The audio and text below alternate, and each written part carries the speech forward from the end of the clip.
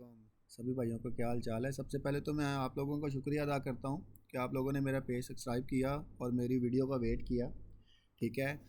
अभी मैंने एक ही वीडियो लगाई थी जिसमें सिर्फ मैंने अपनी कंपनी का इंट्रो करवाया था कि बेसिकली ये क्या काम करेगी।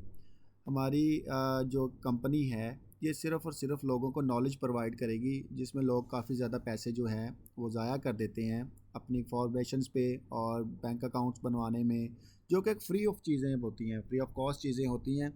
इस पे पैसे ज़ाया करना मेरा ख़्याल है कि बेवकूफ़ी है।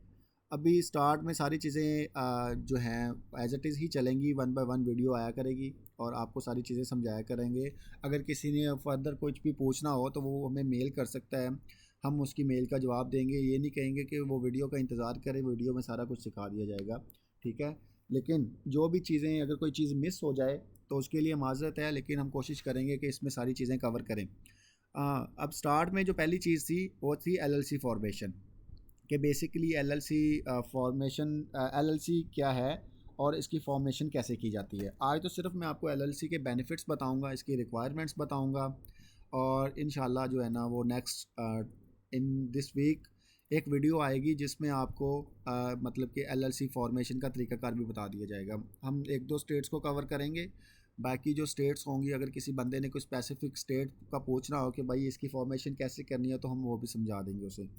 अच्छा, एलएलसी के बेनिफिट्स क्या हैं, एलएलसी ज़रूरी क्यों है बेसिकली कि मतलब कि लोग चाहते हैं कि यार हमारी एलएलसी बनी हो, हम ये कर लेंगे, वो कर लेंगे, ऐसे कर लेंगे, वैसे कर लेंगे। ठीक है। अगर तो आपने अपनी कंट्री से बाहर, मतलब कि पाकिस्तान से बाहर बिज़नेस करना है, जैसा कि यूएस में बिज़नेस करना है, तो आपके पास एलएलसी होना ज़रूरी है। क्योंकि आपके पास एक तो आप वर्चुअल बैंक अकाउंट्स की मतलब कि अपीयरेंस ले सकते हैं, वर्चुअल बैंक अकाउंट्स बना सकते हैं उस पे। ठीक है। उसके बाद अपने कुछ टैक्स हैं वो एग्जाम्प्ट करवा सकते हैं। उसके बाद अपने बिज़नेस को बूस्ट कर सकते हैं। उसके बाद आप मतलब कि यूएस में ज़ाहिर सी बात है कि पाकिस्तान में डायरेक्ट पेमेंट तो नहीं आ सकती, तो यूएस से पेमेंट मंगवाने के लिए भी एलएलसी रिक्वायर्ड होती है।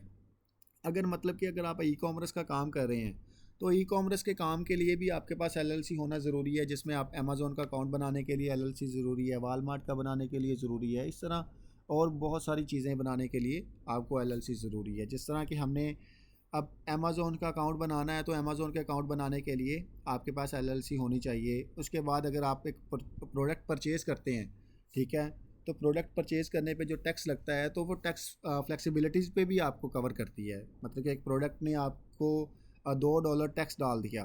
ठीक है। अगर आपके पास एलएलसी है, आपने रीसेलर सर्टिफिकेट अप्लाई किया हुआ है, जो कि मैं इन फ्यूचर सारी चीज़ें बताऊंगा कि बेसिकली रीसेलर सर्टिफिकेट कैसे अप्लाई करना। अगर किसी ने वैसे पूछना हो तो वो मुझे मेल कर सकता है, मैं उसको सारी चीज़ें बता दूंगा कि भाई आप इस तरह जाके रीसेलर सर्टिफिकेट अप्लाई कर लें।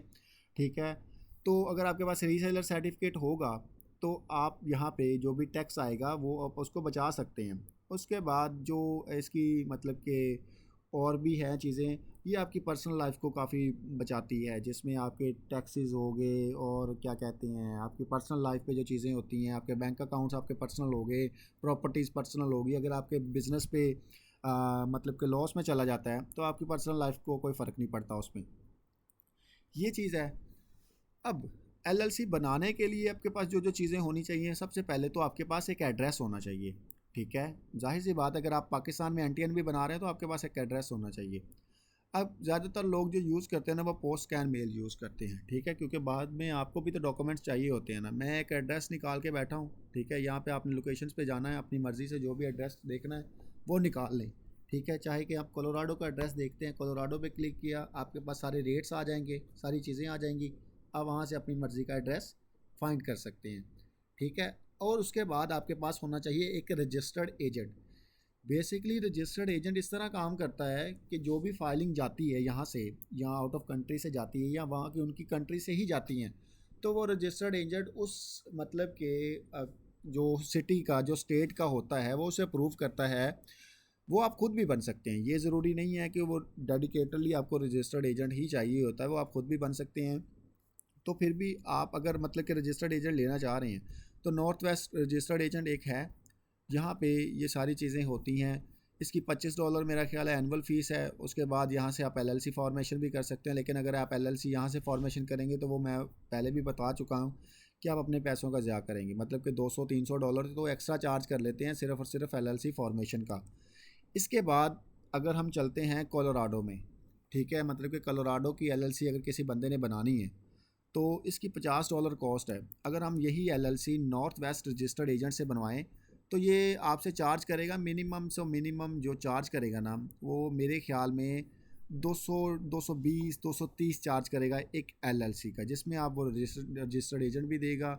125 रजिस्टर्ड एजेंट की कॉस्ट है, ठीक है। उसके बाद आपको एड्रेस भी देगा और सारी चीज़ें देगा। हालांकि अगर आप एड्रेस देखें $10 का आपको एड्रेस मिलेगा। ये देखें, अगर आपको नज़र आ रहा हो तो ये $10 का इसने एड्रेस लिखा हुआ है, ठीक है। उसके अलावा जो रजिस्टर्ड एजेंट है 25। अगर आप खुद बनेंगे रजिस्टर्ड एजेंट तो आप फ्री ऑफ कॉस्ट बनेंगे, आप किसको थर्ड पार्टी की सर्विस लेने की ज़रूरत नहीं है। वहाँ पे आप अपना भी नाम डाल सकते हैं। तो मतलब कि ज़ीरो कॉस्ट आ गई रजिस्टर्ड एजेंट की। इसके अलावा LLC फॉर्मेशन, अब कोलोराडो की LLC $50 में फ़ाइल हो जाती है। $60 में आप अपनी खुद से LLC फ़ाइल कर सकते हैं कुछ मिनटों में, ज़्यादा टाइम नहीं लगता। ये मैं एक LLC सर्च कर रहा हूँ, LLC का नाम डाला। अब देखें यहाँ पे चीज़ें आ रही हैं, इवेंट आ रहा है, ठीक है। इवेंट पे क्या आ रहा है, उस बंदे के ये ट्रेडमार्क है, उस बंदे ने ट्रेडमार्क रजिस्टर्ड करवाया, ठीक है। ये देखें इफेक्टिव इंडिविजुअल इफेक्ट हो रहा है, ठीक है। आर्टिकल ऑफ ऑर्गेनाइजेशन, इस बंदे ने LLC बनाई, जहाँ पे आर्टिकल ऑफ ऑर्गेनाइजेशन लिखा होगा ना वो LLC होगी, ठीक है। ये ओपन है, चल रही है। अब आर्टिकल ऑफ ऑर्गेनाइजेशन, ये नेम चेंज, इस बंदे ने नेम चेंज किया है, यहाँ से कोई पहले कोई और नेम था, ठीक है, अब ये नेम कर दिया, अब ये कुछ और लिखा हुआ है, ठीक है।